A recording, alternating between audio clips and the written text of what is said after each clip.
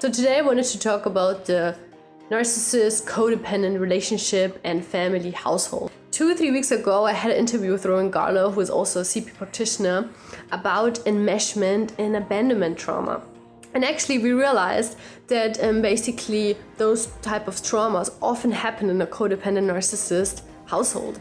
Why is that? So the narcissist has troubles to relate to people and to have connection. And so they constantly push others away, and that's how they create abandonment. Codependent is someone that is constantly looking at other people because they can't feel themselves, basically. They don't have a sense of self. And so they are constantly in other people's business.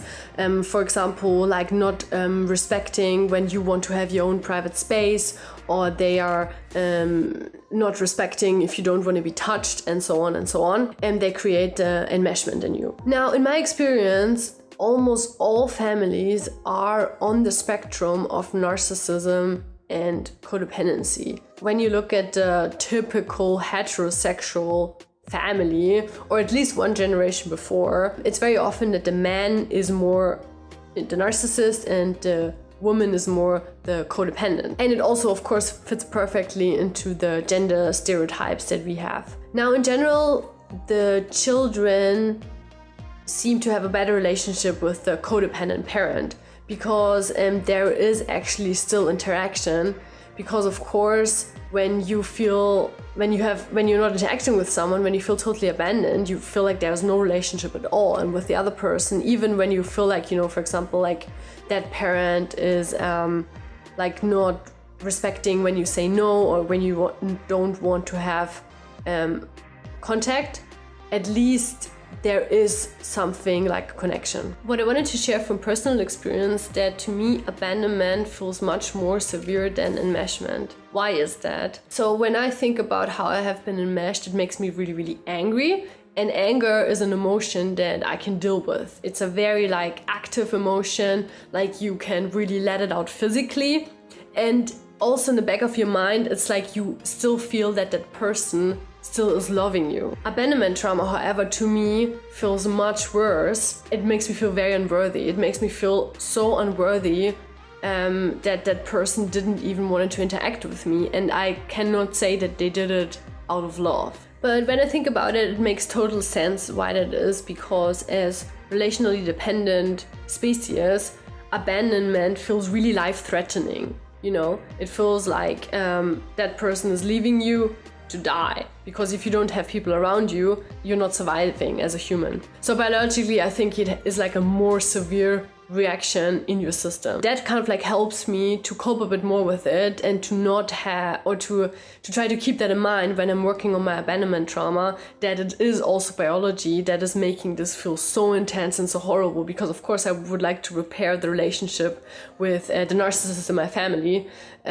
so that I can have a better relationship in the future with that person. But what I also realized is that at the moment, and we are becoming more aware of mental health issues and these kind of dysfunctional relationship patterns, and we really make the narcissist the bad guys. I really want to highlight that that's not true. So narcissist and codependent really are so intertwined, and they kind of enforce each other as well. For example, for children, both abandonment and enmeshment trauma is really, really severe. And the problem is often, though, that the abandonment we understand and feel much better than we understand and feel the enmeshment. If you are someone who is, starting to heal their childhood trauma, is on a kind of healing journey, I really encourage you, look into not just stop making the narcissist the bad guy in your family, whoever that is from your parents. Really also look into how the codependent person has hurt you.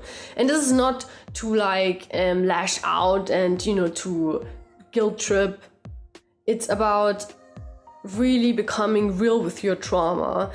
And also I think it can really heal the relationship with the narcissist parent, because them always being the bad guy also really perpetuates the whole situation, and it perpetuates actually the narcissism, because of course if they always feel like they are the bad guy in the relationship and the family and the household, they will more push people away because they constantly feel hurt. So I would really, really encourage you to do that. Enmeshment trauma is also something that is not so much understood as abandonment trauma. I encourage you to watch the interviews I did with Rowan. I think we really explained it very well, but just like very small. Like the horrible thing about enmeshment is that it feels often like it's supposed to be loving what that person is doing. So let's say, for example, a very typical example is that a child is lying in their bed at night, and or let's say it's in the afternoon in their room, and the mom just comes in and starts tidying. And it is such an intrusion, or it can feel like such an intrusion of privacy, but the mom, she's just cleaning, she's just doing like a good thing. But for the child, it actually feels horrible because it feels like it has like no space for their own. And even if they say, don't come in, she doesn't respect that.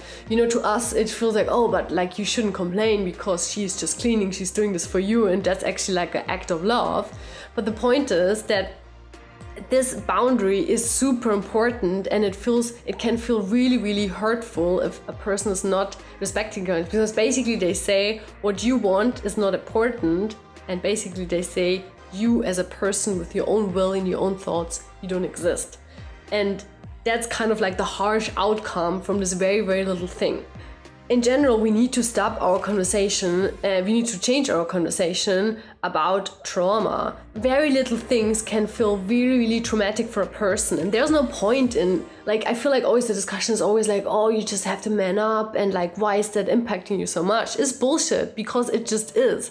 Like, when you look at a human, things like this are traumatic. So we have to stop kind of like wanting to change the human nature, but actually understand human nature so that we can change our behavior so that people are not so traumatized. So I hope this little sequence helped you so much. Please let me know in the comments below what is your experience with narcissist and codependent. I think that everyone knows, if not from themselves, maybe from another family, how that looks like, and it's really horrible. If you haven't yet subscribed to my channel, I'm planning on having much more information in the future. Okay, have a good one, guys. Bye bye.